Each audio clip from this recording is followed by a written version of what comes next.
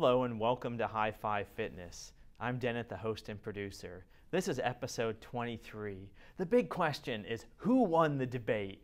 Was it the paleo or the vegan crowd? Today we're going to be diving in depth and looking at a couple of the clips from FreedomFest and also from our previous episode on the paleo versus the vegan to see what we can learn from those and who won the debate. With me in the studio, I have my good friend and trainer, Brian Champ. Brian, how are you doing? Doing well. Happy to be here. Well, thanks for joining me. I'm looking forward to having you here. So right off the bat, I have to say I had a bias going into these that I follow. My diet's closer aligns to the paleo than it does the vegans. So I'm going to say coming into the debate, I felt more aligned with the paleos. How did you feel coming into the discussions? Agreed. I definitely follow more of a paleo type of lifestyle, but you know, after listening to John Mackey from Whole Foods, I definitely feel that he did a great job in presenting statistics. And when it came to the other John, the Paleolithic John, yes, you know, he was John Durant. John Durant. He went more into the history, and again, from me as a listener or viewer, I just kind of went more into the stats rather than the history. But that was more the first time. The second time I listened to it, I kind of felt more that Paleolithic John, John Durant, did make some very good points. So it's hard to say, but I do follow more of a paleo type of diet going into this thing. Well, I want to cover a couple points. I thought both Michelle, who we had on our show, Michelle Brown, and also John Mackey, they both pointed out that paleo is about more than just what you eat. It's about a lifestyle. Right. And that was a key that I actually give them a point for winning, or they opened my mind up more, because I went in with the paleo mindset, and I must say I'm going to give one up on the vegans on the debate, because they made me think. Yes. And they got me thinking, well, I should be eating more plants. Yes. So I want to show a clip from it, and then I want to go in and discuss what I see as some weaknesses and a couple things that they both missed, and also a few things they got right. So let's check out a clip from that debate so our viewers can see what we're talking about, and then we'll get into it in some depth. Sounds good. All right? Yep. So first I want to set the table by, pun intended, just talking a little bit about the overall macro condition that we find ourselves in today in the United States. The United States is a remarkably unhealthy nation, which I'm about to demonstrate to you. And obesity, heart disease, cancer, diabetes, and autoimmune diseases. What people don't realize is these diseases are not common in rural societies that eat traditional diets. They are really a product of modern civilization and modern dietary patterns. And it's my position that these diseases can either be completely avoided or delayed until you're really, really old. I think humans have evolved as omnivores that were primarily plant-based omnivores. And that is the natural diet, to eat mostly plants, supplemented with some animal foods when you can get them. That's how we evolved, and I'd still argue that's an incredibly healthy diet. I am personally a vegan for ethical reasons. That might come in later. 2 years. In relation to that question, one issue that I'll bring up is the effectiveness. I want to question the effectiveness of vegetarianism to actually change the factory farm system, because it's vegetarianism and veganism is essentially, from an economic standpoint, a boycott on meat. But boycotts only work if you can get a significant portion of people to engage in them to change the behavior of the major players. But if 5% of the population or 2% of the population doesn't eat meat, you know, the big agribusinesses lose some money, but it's a one-time hit, and then they turn around and sell industrially grown soybeans as Boca burgers right back to vegans and vegetarians. Whereas if you get a bunch of folks that are willing to pay top dollar for properly raised animals, properly caught fish, that creates a profit motive to get entrepreneurs to actually create a better system. Next question. My business model. Okay, well, that was good for our viewers to catch a look at the debate, and I really like the way John points out the problems. John Mackey of Whole Foods points out the problems with diets, or excuse me, with what Americans eat. So I'm totally on board with that. The thing, let's just cut through it. The thing both the paleo and the vegans get right is they eliminate over-processed foods. I think they do a great job on that. As you pointed out, though, Michelle Brown and John Mackey are exceptional vegans. So tell me what you thought about that. They're not your everyday. Right. I mean, I've been in the health and fitness industry for 24 years now, and I have vegans coming to me looking for help, and I do. I will give them a healthy vegan or a vegetarian diet. I would usually try to stray them to a vegetarian diet to get them a little more animal protein in, whether that be eggs or healthy dairy sources. And I would generally recommend a raw source, and that's a whole nother show. But you said not the raw source, right? No, I would recommend a raw source. You'd go raw? I would go raw. Oh, I think yes. food should be cooked. I don't Okay. think they should be all raw. Okay. Cooking makes them bioavailable. I mean, that was a massive advantage to humans when we figured out how to cook our food. But the downside of that is there is a number of people that have a dairy issue. And one doctor I know, he tests every single person that walks into his clinic, and 80% show an intolerance to casein. So a lot of people believe that it's a lactose intolerance, and it really is a casein issue, or both. And the issue is they're not doing well on dairy, number one. The question is it the same problem with raw or pasteurized? And a lot of people believe that it is the pasteurization that causes the dairy intolerance. Okay, you're talking about raw dairy versus pasteurized. Got it. Yeah, there is some advantages to raw dairy because you keep more of the probiotics and enzymes alive in there. But interestingly, technically, a strict vegan or a strict paleo, neither of them will touch dairy, so they're both on board there. Yep. Which brings me to one of my main issues. Both of them eliminate some good healthy foods. Right. For the vegan, we can, grass-fed, pasture-raised, organic meats, with a lot of those are just really good foods to be eating. Yes. Now, for the paleo, they throw out even grains like steel-cut organic oats, and I think we have so many foods that we shouldn't be eating that we want to avoid over-processed foods, but we don't need to throw out good, healthy food. So that's one of my main complaints with both of them. Neither of them look at how to maximize health. Okay, we want to get rid of fast food. We want to get rid of these over-refined foods, but there's value in healthy foods, and they're both eliminating healthy foods. Right. So that's one complaint I have with both of them.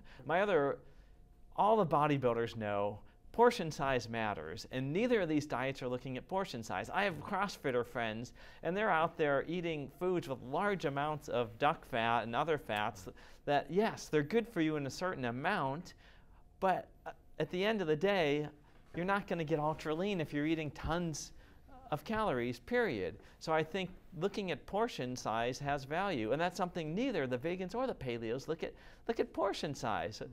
That's my main two things. One, they're throwing out good foods. Two, neither of them are looking at portion size, and I think those are really important things that people can benefit from. Mm-hmm. So I think the big question is, what is a good food? What is health? What is being healthy? I think that's the real question here. And I think every one of the speakers, both on your show in the past, as well as the two Johns, they both touched on it, but I don't think they went into details on it, because everybody has an agenda here, and that's the biggest problem. But that's also how you sell books, products, and and food is like a religion. So I feel like at some level I can't go either way, because I'm in the middle personally, and the more you know, the more you get confused. So I feel like I'm coming across somewhat confused myself, and I am actually, because both of them have great points. Both have certain parts to them that are needed to be a well-balanced diet. But the question is, what is healthy again? And again, both of them touch this concept of you have to kind of figure out for yourself. And that's my biggest thing is I think somebody's already created it, but I've been wanting to create a book called Intuitive Eating Program. And I think there's one out there. But my whole thing is, how do you feel before you eat immediately after, and 1 to 2 hours later. And so, for example, Denet, like on a scale of 1 to 10 right now, how do you feel in terms of your overall energy, vitality, focus, concentration, digestion? Just throw out a number, 1 to 10. 10, you've never felt better. Well, I'm feeling 8 or 9. I had my oatmeal and my casein protein that you guys don't like. I had my protein powder. So you're in the zone. Stirred into my oatmeal this morning, and I'm feeling it. Good. I mean, I like my organic oats, and I'm not convinced that protein powders are. I mean, I think there's a lot of health benefits from them, and that's something neither of those diets really looked at the macros. All the bodybuilding community knows. You want to play with your macros if you want to get lean. You want your fats, proteins, and carbohydrates in certain ratios. One of my favorite things is carb cycling. If you do a couple days of a few days of, I like 4 days of low carbs, 3 or 4 days of low carbs, followed by 1 day of low fats, high carbs. And I think there's lots of benefits from cycling your macros and changing them around. So looking at macros, there's a bunch of benefits. The other thing we can learn from bodybuilders, other than macros, is you don't want to follow 100% of the same diet year round. What are your goals? If you're an athlete, neither of the speakers addressed someone that's an athlete. They're out there, they're training. They've got completely different dietary requirements than someone that's sitting at their desk all day. I mean, what's your exercise? What's your lifestyle? So you need to get your diet to match your lifestyle. And someone training for a bodybuilding show or CrossFit Games, they're going to have very different requirements than a weekend warrior or someone that's trying to lose some weight and they get in 3 light workouts a week. So it's got to be, they have to support your goals. And you look at that, and your goals change through the years. So if I want to maximize my strength, my calorie goals are going to be different than if I'm trying to come in with the lowest body fat, percentage fat. All very, very true. I dabbled in the fitness world a little bit with, I was a writer for Miss Fitness magazine, actually. I didn't tell you that. Miss Fitness? Miss Fitness, yes.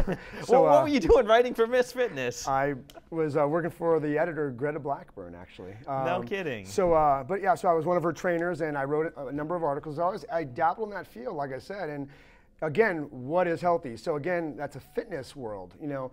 Fitness is much different than health. So those women that I worked with, I mean, they're cycling through, you know, they're getting lean 6 weeks out of competition. They look awesome, as do most models before a photo shoot, but then they bulk up and, you know, they're overweight, you know, a couple of days later. So, good point. So again, my goal is to, again, what is a healthy diet for you? I totally understand that we need to deplete carbs in order to get a certain look, but how do we stay healthy and fit year-round without doing these extreme cycles? And again, you know, a lot of those ladies that, you know, they were like, you know, I mean, you know, essential body fat for a female is like 12 to 14%. These ladies were like 6% with abs, and I don't see girls walking around the street like that every day. Well, 6% is not sustainable for women, but they can have lower body fats based upon their exercise and diet. We are omnivores. We're made to eat a wide variety of foods, and that's my beef with both of these. No pun intended against the vegans. But my beef is that both of these diets eliminate healthy foods, and that's not something you want to do. Let's watch another clip from the debate, and then we'll come back, and I have a few more points to make. I mean, how we cook fermented food. I eat a mix of raw and cooked foods.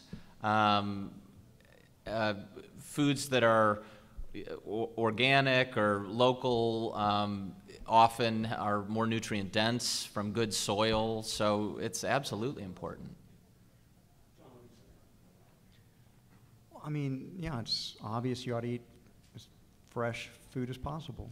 Well, one of the knocks that people have is that to eat a vegan diet, it's that, you know, the vegetables taste bland, or they don't like the way it's cooked, or they don't like how they taste, and that, you know, your mother would always say, eat your vegetables. You never really liked it. How do you make eating vegetables something that's tasty and people like? This is a very Put butter on them. This is a very important.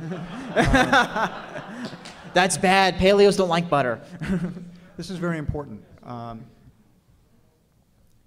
You will learn to like whatever food you eat. That's a simple truth. You can run and discover that yourself with your own experiments. Every culture likes their own food they grow up on. The trick here, and our palates and our taste buds turn over very quickly. And I've taught myself. I grew up on the standard American diet. I just grew up eating crap, and I never ate any vegetables. And I re-educated my palate by, if you expose yourself to food somewhere between 10 to 15 times, you'll learn to like it. You'll go from, I don't like that, to, yeah, I don't really like it, but I can eat it, to, that's not so bad, to, that's good. I know that, have another helping of that. And we should teach our palates to eat the healthiest foods we can. Because there's no loss in pleasure. The thing that holds people back and prevents them from eating a healthy diet is their fear that they're going to lose pleasure. And the secret to that is to know that if you continue to persevere and you continue to educate your palate, you will learn to like the foods that you eat. And it's easy to test, to do the empirical test for that. And of course it helps if you develop skill in cooking. I happen to like vegetables, but I oftentimes, he puts butter on it. I might put a bean sauce on it. I might create some kind of nut sauce and mix it with the vegetables in a little bit.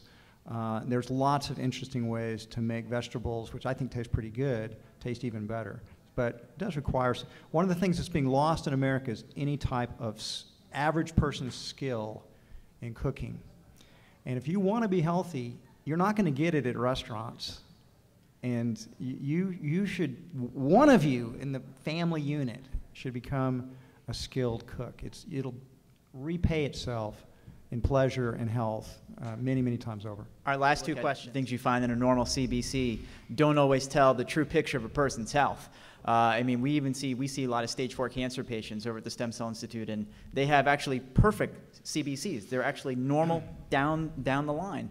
And so you really can't get a true measure of somebody's health by looking at that. You really need to look at the person's immune system. He talked about the microbacteria within the gut, and then looking at what's going on within the lymphocytes as a real measure of health. I'm very pro-cholesterol. I think time will tell. There's studies that have come out. You're a young man. Let's see how it works out for you. It's not being vegan that makes people healthier. It's getting the crap out of your diet and eating mostly plants and eating. And something John and I do agree about. You've got to, in some ways, experiment, and you've got to find what foods work best for you and what foods don't work best for you.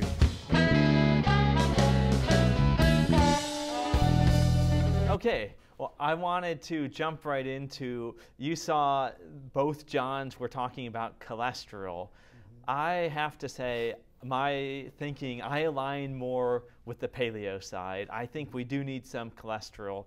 I have this book, The Magic of the Cholesterol Numbers. And I learned a lot from reading this. Having ultra-low cholesterol levels is not something that's necessarily healthy.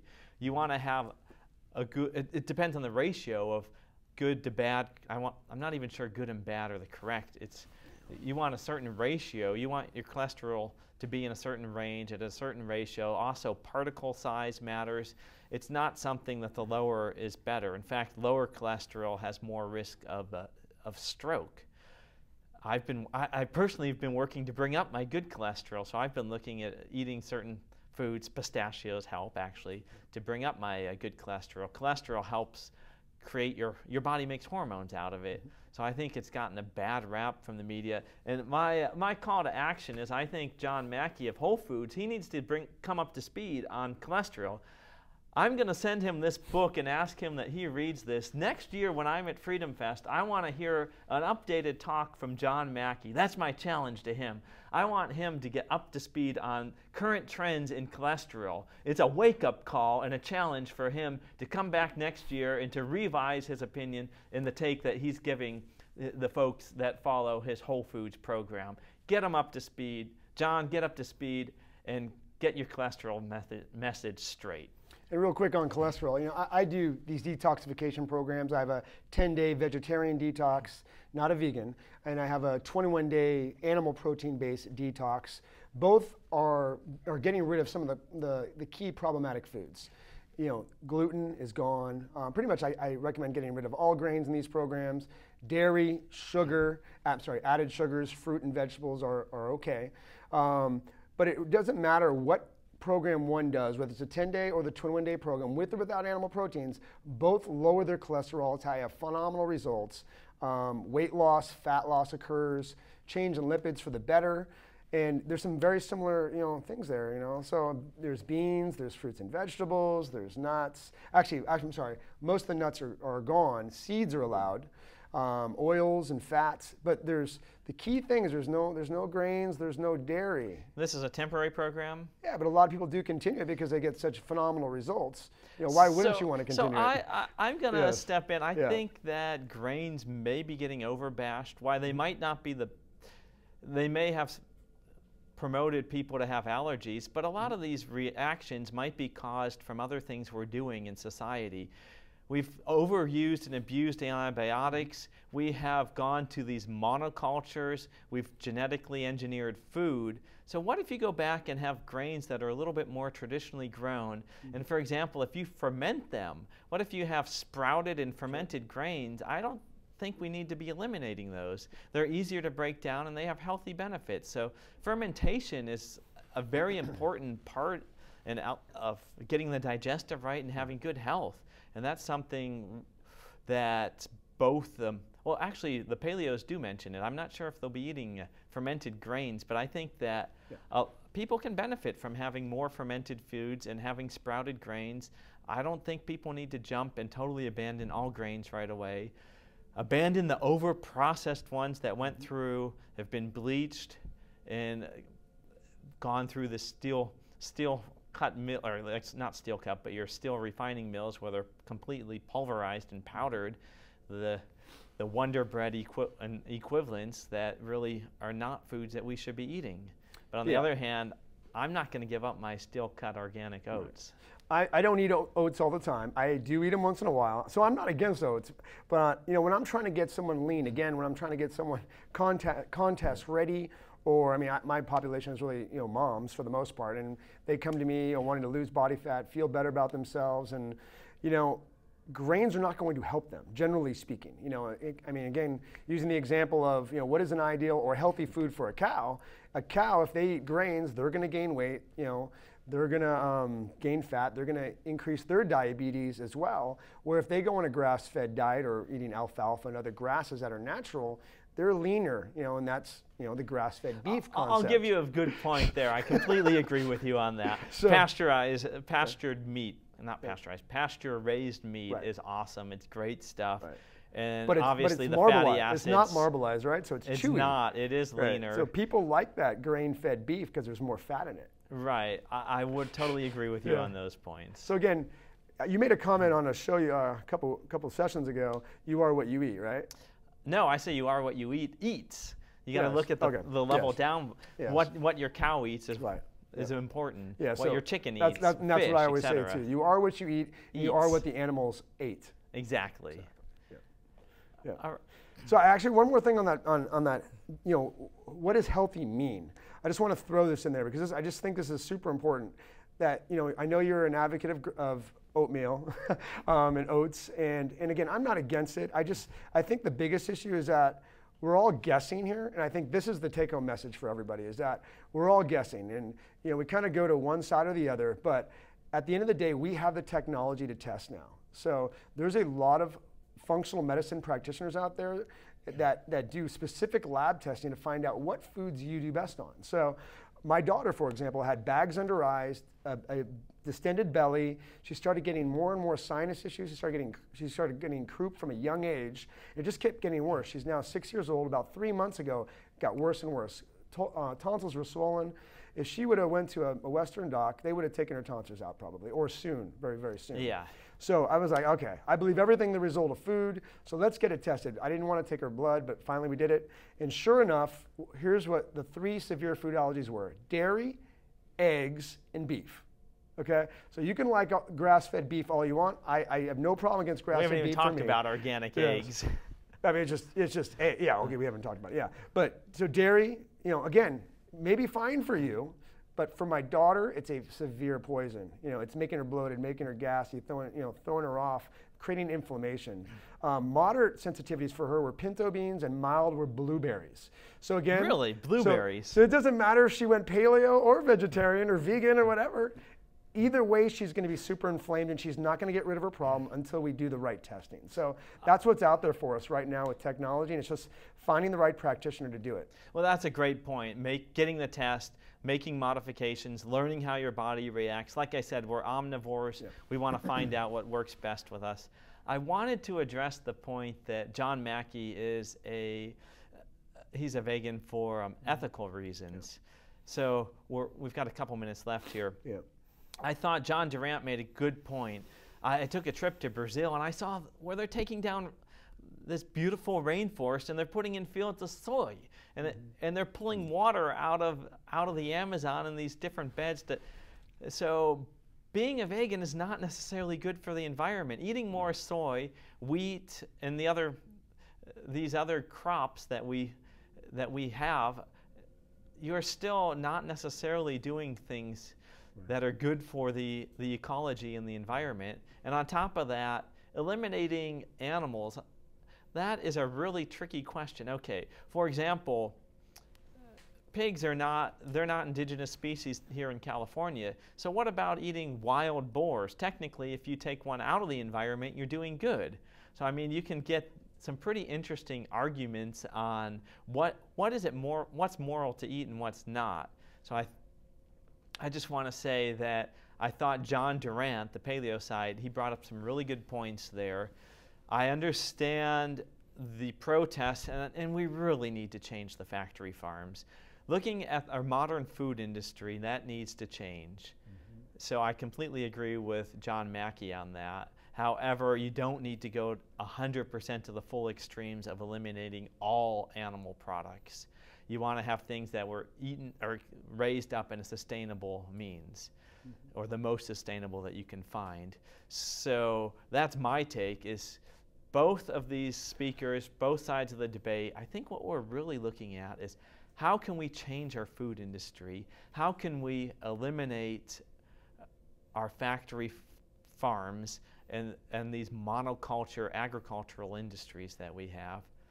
I want to thank our viewers, and I want to encourage people to get your health under control, make some changes, take some of Brian's advice, and go out there and work out. Brian, thank you so much for joining us on our show.